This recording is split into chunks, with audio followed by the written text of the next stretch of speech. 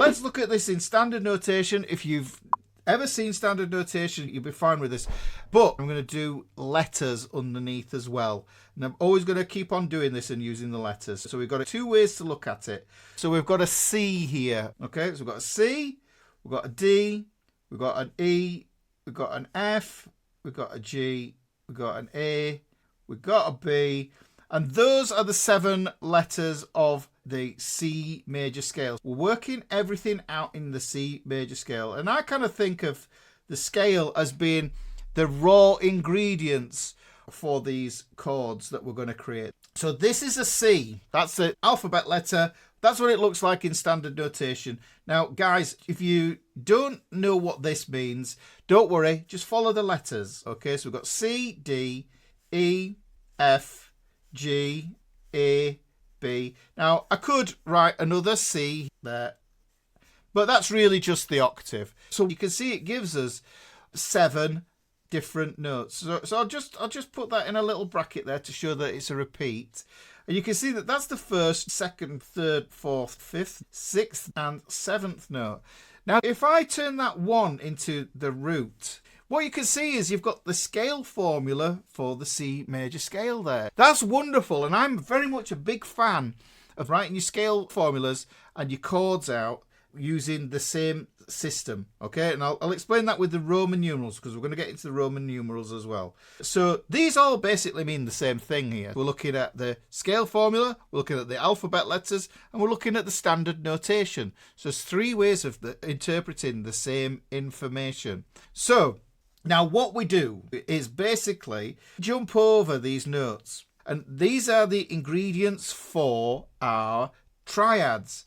Because what we've got essentially here is we've got a key of C major. Well, what is a key? And a way to think about a key is that it's a family of notes that have a special relationship with each other. They all work together to make a specific sound. So what we need to do is we need to understand key. A lot of the key stuff, people try to explain it in the circle of fifths. The circle of fifths. I think it's far too much too soon when you're trying to learn this stuff. Yeah, the circle of fifths is great for changing keys, but 97% of the songs you're going to learn, they stay in key. They might borrow chords from other keys, which is interesting, but the thing is you need to understand the keys. Now, what we've got is essentially, we're starting on C here, right? And that's just one note of 12. So we have 12 keys, 12 major keys, and they have their own relative minors as well. But we're not going to get into the relative minors just now, right? So this hopefully explains it there. We've got the C major scale. And I'm doing this because I can see my ingredients and I can see how I'm going to use them. Now, like I say, what we do is we jump over in tertian movement, which means in 3s. It's like leapfrog. So if we take this ingredient, the C, and we jump over the D, we collect the E, okay? And then we jump over the F, we collect the G. And those are the 3 notes that we need to make up the chord, C major chord, right? So let me just show you what that looks like in standard notation. So in standard notation, I would have this note, which would be the C here. Then I would have this note, which would be the E here. Then I would have this note, which is the G here. And that gives me a C triad. Now, notice how the note is called C and the triad is called C, because the root note comes from the scale, and that's how we name the chord. The root note is the note that gives the chord its name. Now you'll see something happens with this one. So if I go on the D here, I'm just going to go to this D note. If I do the same thing, the jumping over thing, yeah, then I find this a bit limiting with it being linear. You know my approach with this. What I like to do is I like to show you something that I call the circle of thirds. I'm going to do the circle of thirds, guys, because I just think it makes sense to see it.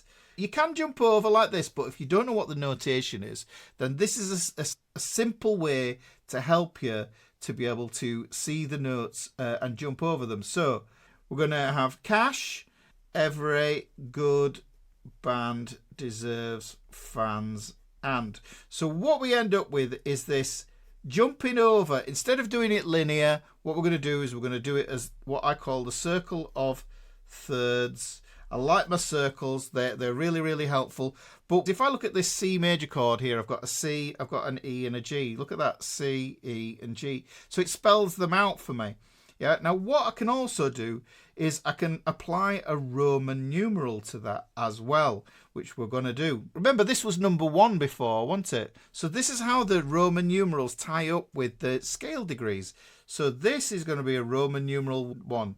Because this is major, yeah, I'm going to put these serifs on there to denote that it is a major sound. It's a major triad. Right, so I'm going to start on the D. Now, like I say, I could jump over D, F, A. But what I'll do is I'll just use my circle of thirds here and go D, F, A. All right, I can see it's already there. D, F, A. Now I can check. I can go up here and go, is that the F? Yeah, that's the same spot. That's in the space on the bottom of the stave there.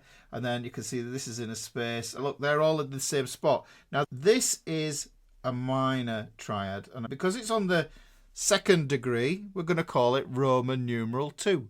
But you can see that it isn't a serifed Roman numeral. It's got dots on it, which means it's lowercase. If something is lowercase, it means it's less important. You know, you think about place names and people's names. They're always capitalized because that's an important way of looking at words. So we need to do the same thing here with our triads. So we've got a D minor here. We could jump over here and then you start to see the limits of the linear movement. If we go from the E, we go E, G, B. Let me track that in. So that's my first note. I'm going to start on here. I go E, I go G, and then I go B just there. And that's going to give me my E minor triad. Well, it's a 3, isn't it?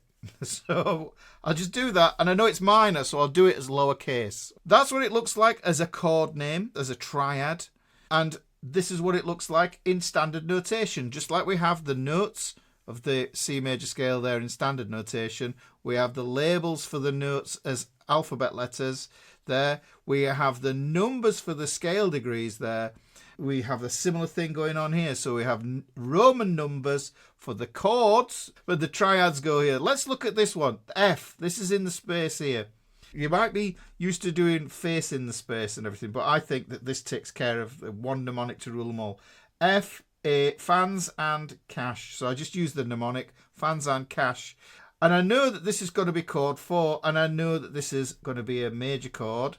There are reasons for that. I'm not getting into the why it's major or minor. I've done that in previous lessons about how the triads are constructed in their tonality. I just want you to understand this business here first. Let's do the G, and I just use my mnemonic. Good band deserves.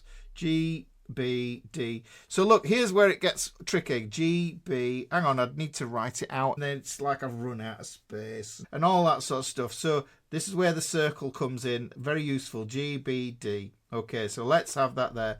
Now that tallies up with this, the 5th degree here. That 5th degree is the root note of chord 5, which is major. So we've got this major triad here. And that's why I've put serifs on, because it's uppercase. Let's look at this one here now. So we're going to have A. Let's go around it. A, C, E. Okay, let's do it. A, C, E. In standard notation there. This is going to be a chord starting on an A. I know it's an A minor. And we're going to borrow that 6 off there. And we're going to turn it into a Roman numeral. But because it's minor, we're going to put it like that. Okay, now here's Wobbly Bob there. Wobbly Bob consists of a B, a D, and an F. So let's put those on the stave as well. We've got a B, we've got a D, and we've got an F just there. Now this is a strange chord. This is the only one that does this. Chord 7 in the major key is always diminished. That's a whole topic in and of itself of what diminished is. We're not going to get into that here, because we're looking at bigger structures. We're not drilling down into the anatomy of the chords or the triads themselves. You can see I've written that as 7 there, but there's something missing because I need to have a way of representing this diminished here. And I do use this little degree sign there. The thing with this is, because it's got a minor 3rd, that's why it's written in lowercase. So I've just worked out the chords in the key of C major there. Their names, their Roman numerals, what they look like on standard notation.